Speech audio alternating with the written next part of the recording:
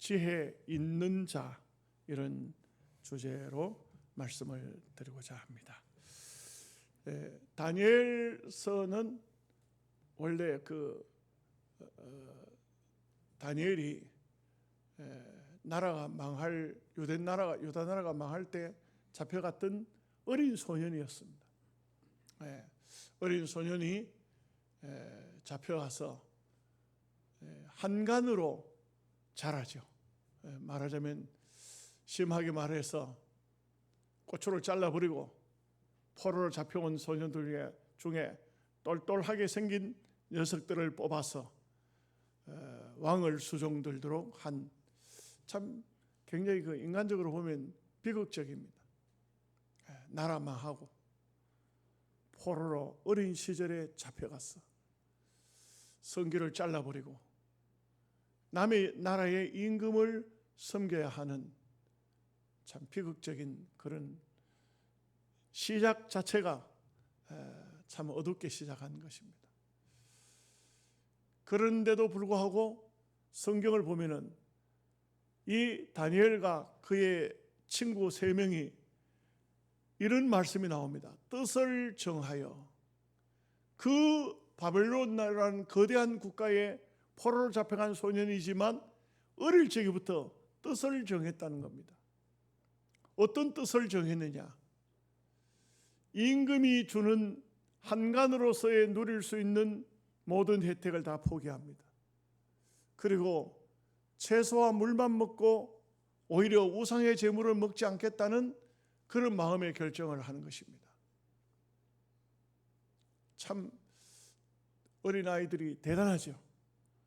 네, 이렇게 이제 그 아이들이 성장해서 드디어 한간이 되었을 때, 이때 하나의 사건이 벌어집니다. 어떤 사건이 벌어지냐면 느부갓네살 임금이 어떤 꿈을 꾸었는데 이 꿈을 본인도 잊어버렸습니다. 꿈을 꾸기는 꿨는데 이 꿈이 보통 꿈이 아닌 것 같은데 자기가 꾼 꿈도 자기가 잊어버리고 왕궁에 있는 모든 술사들과 지식인들과 또 나름대로의 황궁에서 녹을 먹고 있는 사람들에게 명령을 내립니다. 내가 꿈을 꿨는데 이 꿈을 무슨 꿈인지 내가 도무지 알지 못한다. 이 꿈을 너희들이 알아내라. 이렇게 합니다. 모든 당시의 술객이나 당시의 술사들이나 어떤 점장이 어떤 복술자들도 이 느부갓네살 임금이 꾼 꿈을 알지를 못합니다. 알 수가 없습니다. 남이 꿈을 꾼 것을 어떻게 알겠습니까? 느부갓네살 임금은 화가 머리 끝까지 나서 너희들을 내가 다 죽여버리겠다 이렇게 말합니다. 그 속에 포함이 된 것이 다니엘과 그 세 친구들도 포함이 된 겁니다. 한간이 다니엘과 사드락과 메삭과 아벳느고를 향해서 임금의 명을 전할 때에 이렇게 말합니다. 한간 장이시여, 아무도 몰라도 우리 여호와 하나님은 아십니다. 우리가 하나님께 기도해서 응답을 받는 날까지 유보해 주십시오. 그래서 이것이 느부갓네살 임금에게 전달이 된 것 같습니다. 느부갓네살 임금은 그래 좋다, 내가 기다리마. 다니엘과 그 세 친구가 기도하는데 금식을 하면서 21일 동안 기도하는데 드디어 21일 만에 하나님의 계시가 다니엘에게 전달된 것입니다. 왜 21일인가? 이 하늘에 하나님의 천사장이 응답을 받아서 다니엘에게 내려오려고 하는데 이 루시퍼가, 사탄이 그것을 막은 것입니다. 응답을 막아서 이 루시퍼와 미가엘이 싸움이, 공중전이 벌어졌다는 것이에요. 우리 눈에는 아무것도 보이지 않지만 영적인 세계는 치열한 전쟁이 옛날도 지금도 있다는 것을 말해주고 있습니다. 여러분, 다니엘서는 아주 특이할 정도로 그냥 어떤 희미한 예언은 하나도 없습니다. 확실하고 분명한 예언이 주어지고 있어요. 다니엘서는 장차 이 바벨론 나라의 정권이 바뀌고 메데파사의 바사 임금 고레스라는 사람이 나올 것이다. 고레스라는 사람의 이름까지도 다 예언이 됩니다. 그 사람은 유대인들을 고국으로 돌려보낼 것이다. 이런 예언이 기록되어져 있어요. 여러분, 신기한 것은 다니엘이 21일 동안 금식하면서 기도해서 응답이 온 것은, 이 응답은 사실상 느부갓네살 임금에게는 나라가 망하는 환상이었어요. 장차 이 바벨론 나라가 무너진다. 그리고 헬라라는 나라가 들었을 것이고 메데파사가 들었을 것이고 로만 나라가 들었을 것이고 로만 나라가 박살나서 열발가락 시대가 올 것이고 이 우상의 나라가 뜬 돌에 의해서 박살이 나 땅에 흩어질 것을 환상으로 본 다니엘의 기도의 응답이었습니다. 놀라운 것은 이 다니엘의 기도의 응답으로 말미암아 다니엘은 일약 선지자가 되는 거예요. 그것도 가장 방대한 예언을 하는 대선지자 중에 한 사람으로 등극해요. 에스겔은 포로로 잡혀간 지 4년 만에 그발 강가에서 기도하다가 예언과 환상 계시를 보았고, 다니엘은 상당히 좀 시간이 깊어져 포로 생활이 깊어져 갈 때에 환상을 보는 것이고, 예레미야는 나라가 망할 그 시점에 예언을 했던 예언자이기도 합니다. 그리고 에스겔은 상당히 포로 중에 포로가 많이 깊어졌을 때 백성들이 막 요동칠 때 그야말로 하나님이 우리를 영원히 버리셨는가 할 때 희망적인 계시를 받아서 전하는 것이 에스겔서예요. 그러면서 오늘 이 말씀 속에 이런 말씀이 나옵니다.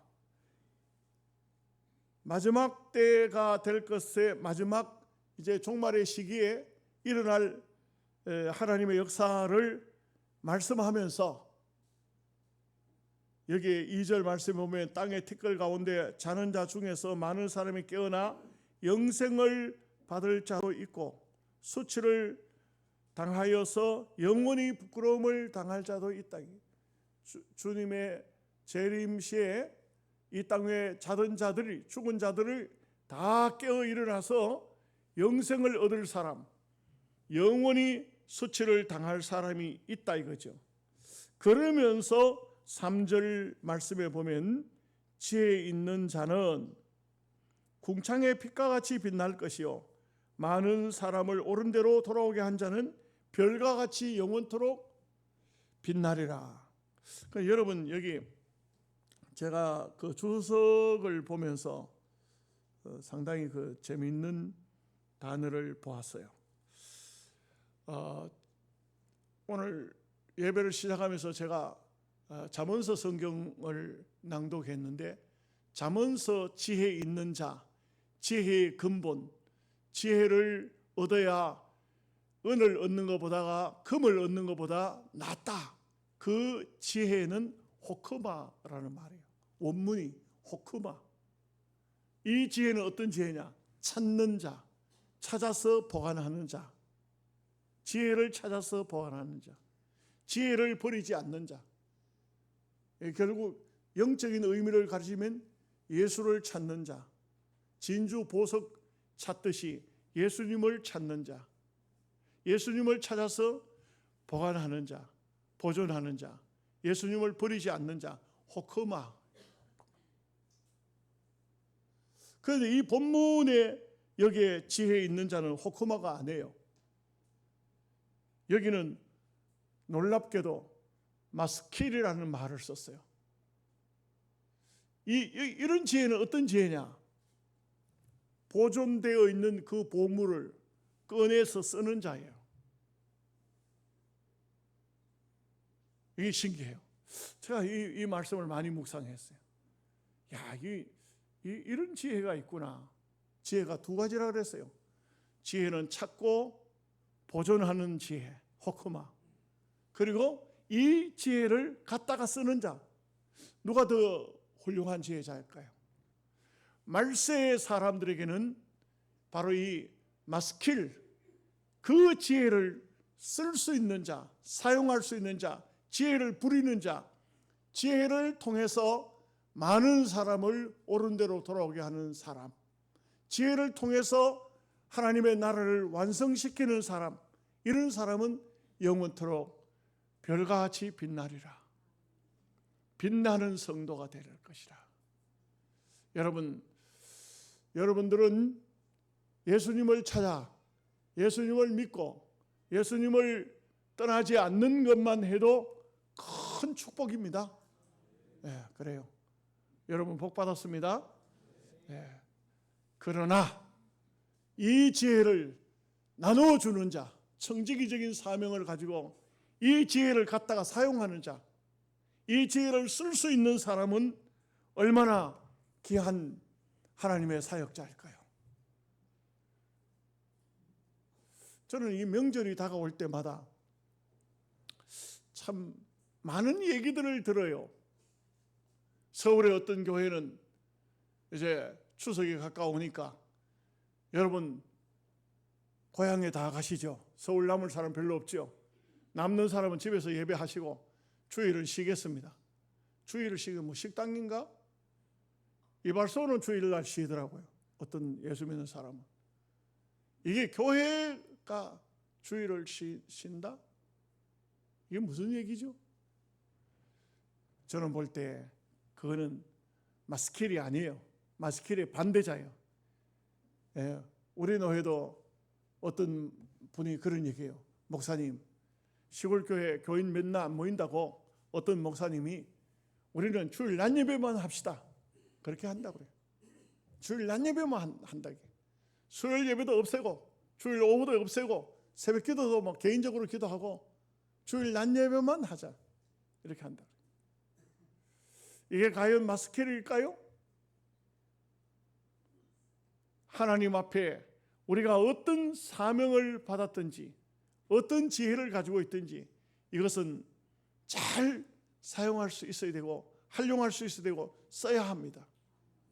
여러분, 우리가 오늘날 같은 이런 과학 첨단 문명의 시대에 살지만 자기가 천없는 대단한 것을 발견했다 할지라도 자기 혼자만 가지고 있는 것은 안 됩니다. 이것은 나눠야 됩니다. 써야 됩니다. 많은 사람에게 편리를 줘야 되고 많은 사람에게 유익을 주어야만 그 지혜가 올바른 지혜인 것입니다. 오늘 우리가 정말 지혜의 근본이 뭐냐? 지혜의 근본은 여호와 하나님이시다. 예수 그리스도시다. 이 예수 그리스도를 내 혼자만 믿고 내 혼자만 보관하고 있는 것은 바람직한 것이 아니에요. 그러면 첫째로 생각할 말씀은 큰 환난에서 마스킬은 누구인가? 장차 환난의 시기가 다가온다 이거죠. 지금 지구 한편에 전쟁 이런 게 문제가 아니에요. 전 세계적으로 어느 순간에 전쟁이 터질란지 3차 전쟁이 터지면은 이제는 완전히 사람이 싸우는 시대가 아니잖아요. AI가 싸우는 시대예요.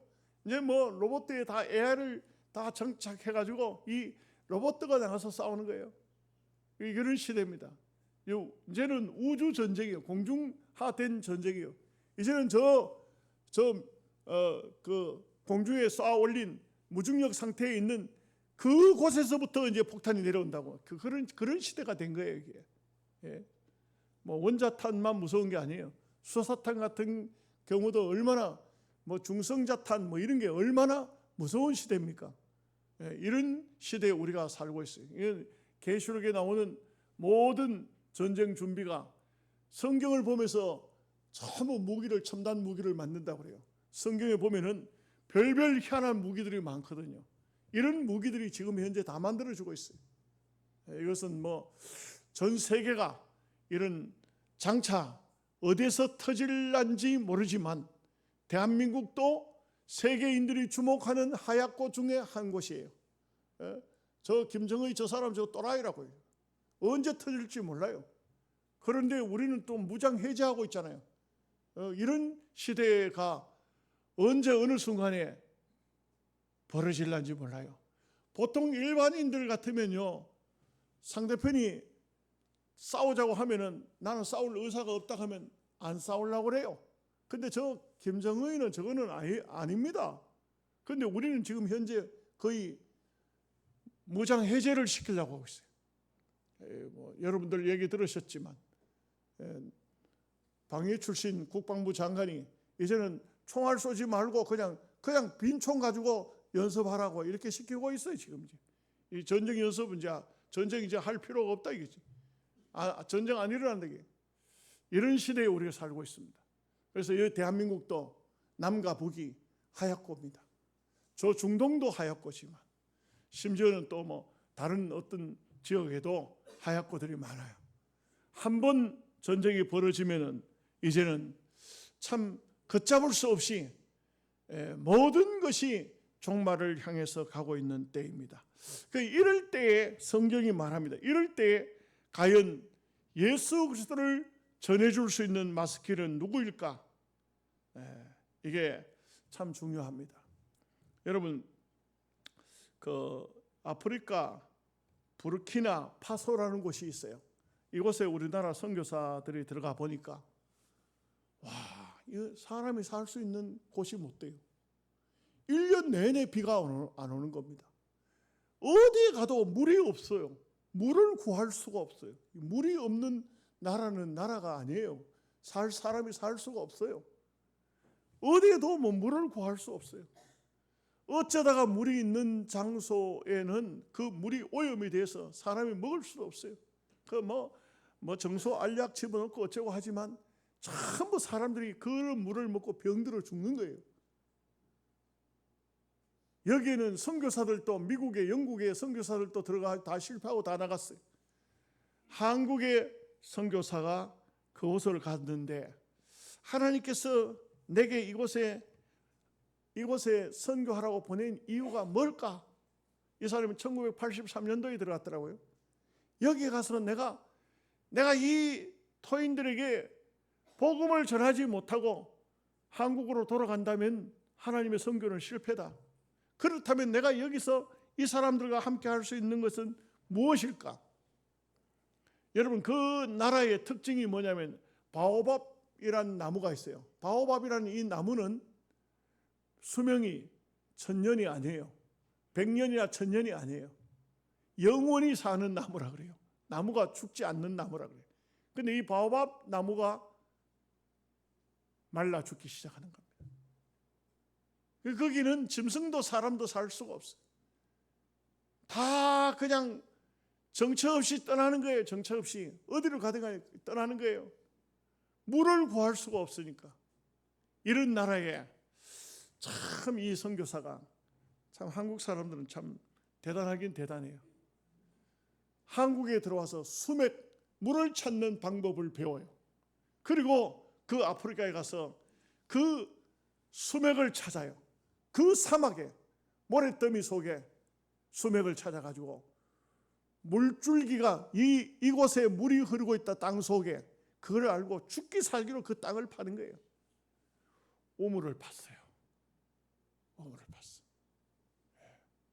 남의 일이니까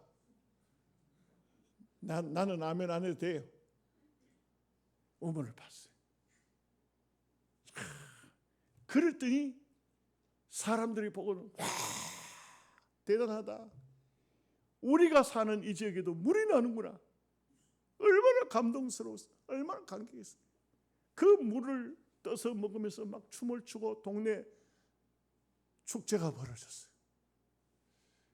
그래서 이 선교사가 그렇다. 이 사람들에게 복음을 전할 수 있는 방법은 수맥을 찾아 우물을 파주는 것이다.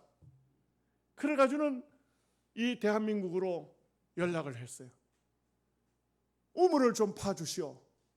근데 그 나라 돈으로 100만 원이면 그 나라에서는 어마어마한 돈이에요. 근데 이 100만 원으로 우물을 팔 수가 있어요. 동네마다 다니면서 이 선교사가 우물을 파주는 거예요. 우리가 몇 년 전에 우리도 100만 원 했죠? 기억도 안 나요? 이래가지고는 어떻게 하겠어요? 선교사님 왔었잖아. 이능선 선교사가 왔잖아요. 기억이 안 나시니 좀 건망증이 심한 거예요.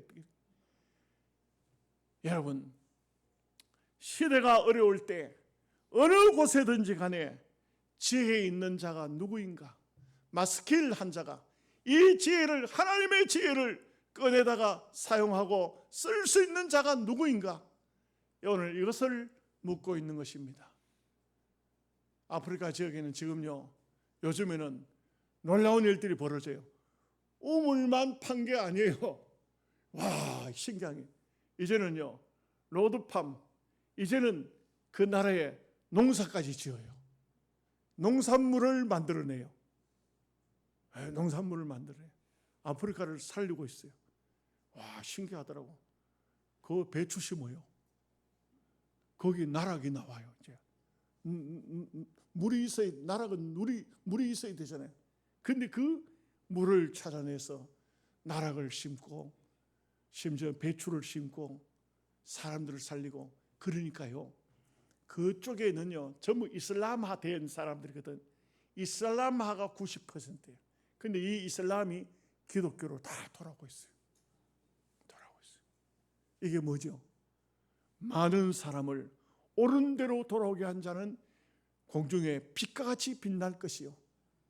할렐루야. 여러분, 이게 돌아오게, 이 마스킬 한 자예요. 지혜로운 자예요. 오늘 우리가 사는 대한민국에서 우리는 어떤 마스킬이 필요할까요? 두 번째는 우리가 사는 이 지역에서 마스킬 한 자는 영생을 주는 자입니다. 그렇습니다. 마태복음 7장 13절에서 14절 말씀에 좁은 문으로 들어가라. 멸망으로 인도하는 문은 크고 그 길이 넓어 그리로 들어가는 자가 많고 생명으로 인도하는 문은 좁고 길이 협착하여 찾는 이가 적음이니라. 오늘 여러분 꼭 이거는 기억하셔야 돼요. 많은 사람이 편한 길을 가는 거 좋아하지 마십시오. 교회도 편하게 예배 드리는 그런 교회 찾아가지 마세요. 우리 교회 어떤 분이 교회를 떠나겠다고 저한테 연락이 왔어요. 그 왜 그러냐 하니까 너무 힘들어요, 목사님. 맨날 새벽기도 안 나온다고 뭐라 하고 맨날 뭘 해야 된다 하고 난 좀 편한 데로 가려고 그럽니다. 자매가 다 떠났어요. 다 자기 부모는 묘지는 우리 교회에다 써놓고 다 떠났어요. 그 떠나는 이유가 뭐냐? 그 가정이 떠나는 이유는 한 가지, 편한 데로 가랍니다. 여러분, 편한 곳으로 가지 마십시오. 말을 안 들어. 편한 곳으로 가면 안 돼. 신앙은 편한 게 아니에요. 신앙은 종교가 아니에요. 여러분, 우리 기독교는 종교가 아니에요. 여러분, 이 세상은 다 세상을 편한 위주로, 편리 위주로 그렇게 살아가지만 신앙의 삶이라는 것은 그런 게 아니에요. 우리 앞에는 두 문이 있습니다. 하나는 넓은 문, 하나는 작은 문, 좁은 문입니다.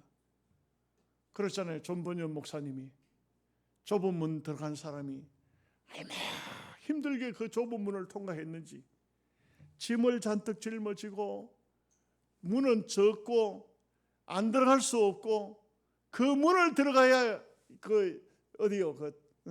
영원한 성이잖아요. 영생 성이잖아요.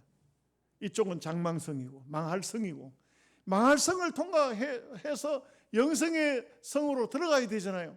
억지로 들어가서 너무 힘드니까 뒤를 돌아본 거죠. 그런데 그 문에는 이런 글이 써져 있어요. 이 문은 구원받은 자만 통과하느니라. 아무나 통과하는 게 아니에요. 그 문은 구원받은 자만 들어가는 거예요. 그 힘들고 어려운 문인데 누가 그걸로 들어가? 다 편한 문으로 들어가지. 또 두 길이 나오잖아요. 한 길은 넓은 길이고 한 길은 좁은 길이고. 우리 예수 믿는 거 다 좁은 길이에요. 여러분 다 예수 믿으려고 힘들지요? 고향 내려왔는데 그냥 집에 푹 쉬시지 말라고 교회 나오셨어요? 여러분 객지에서 오신 분들 오시느라고 얼마나 고생했어요. 내가 영양 살아보니까 어디 가도 다 멀더만요. 부산 가도 멀고 무슨 총회 모임이 있어가지고 가보면 맨 내가 제일 멀리서 왔어. 내가 제일 멀리서 왔어. 항상 힘들어.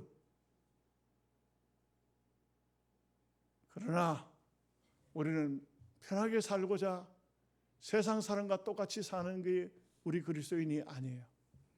우리는 달라야 돼요. 우리는 힘들어도 이 길을 가는 거예요. 좁은 길이지만 가는 거예요. 하지 말라는 거 안 하고 먹지 말라는 거 안 먹고 그래도 우리는 살아요. 믿음의 길이기 때문에.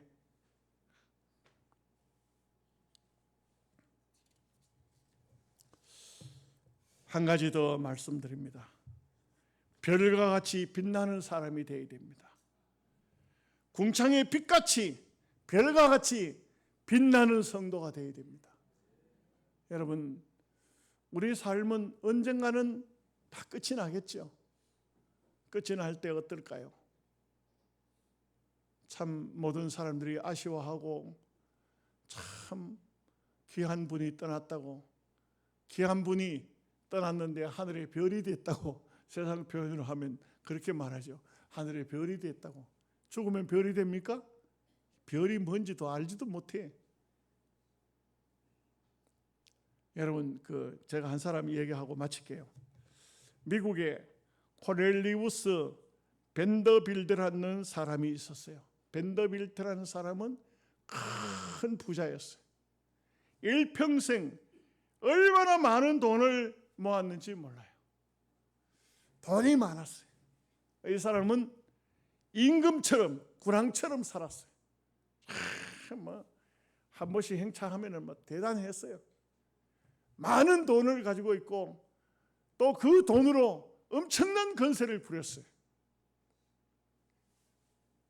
나중에 나이를 먹고 하니까 자녀들이 아버지 나도 이거 뭐 좀 해야 됩니다. 이것 좀 해야 됩니다. 자식들 다 재산을 다 나눠주고 부인도 내가 이제 예지껏 당신하고 같이 살면서 살았는데 이제 나도 편하게 삽시다. 재산 내한테도 좀 갈라주고 따로 삽시다. 그 부인도 갈라주고 자식들 부인 다 떠나고 이 사람이 이제 나이 먹고 병이 들었어요.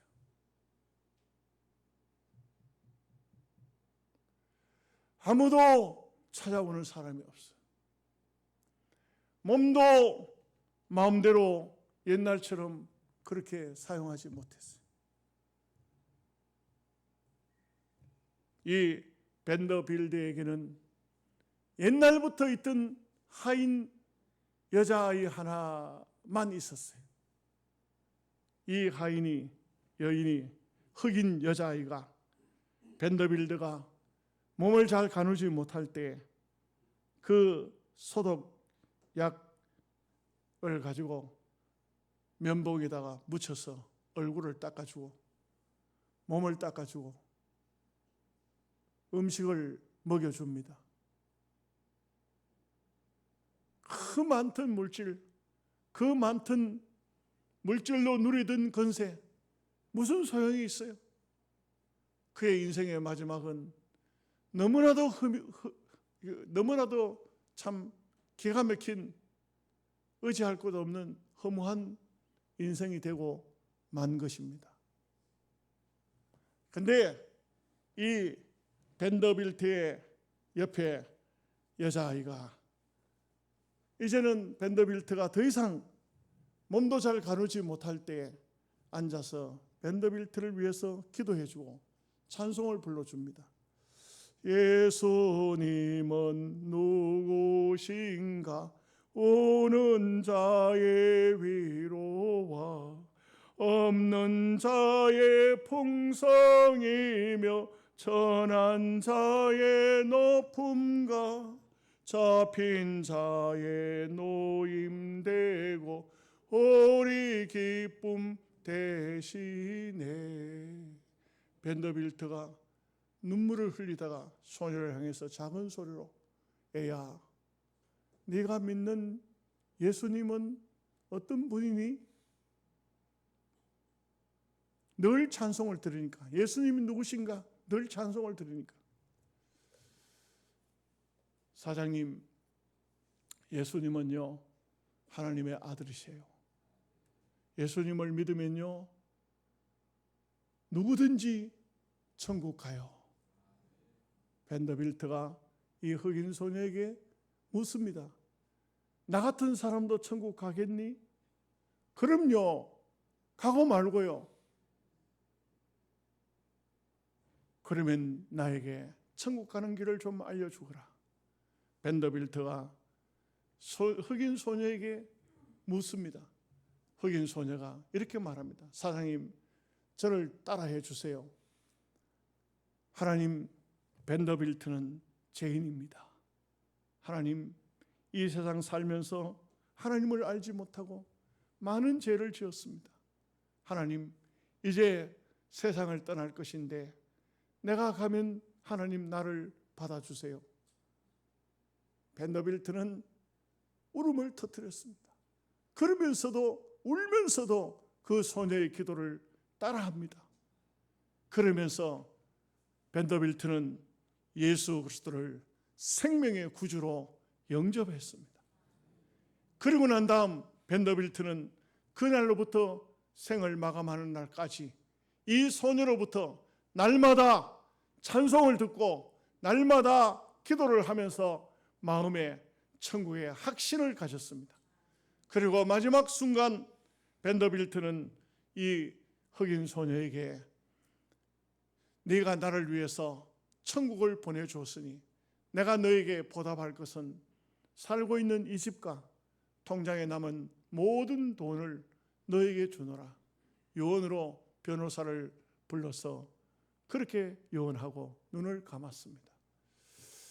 사랑하는 성도 여러분, 이 소녀는 바로 어떤 사람일까요? 많은 사람을 옳은 대로 돌아오게 한 자는 궁창의 빛처럼 빛날 것이다. 바로 이와 같은 지혜에 있는 마스킬한 소녀가 아니겠습니까?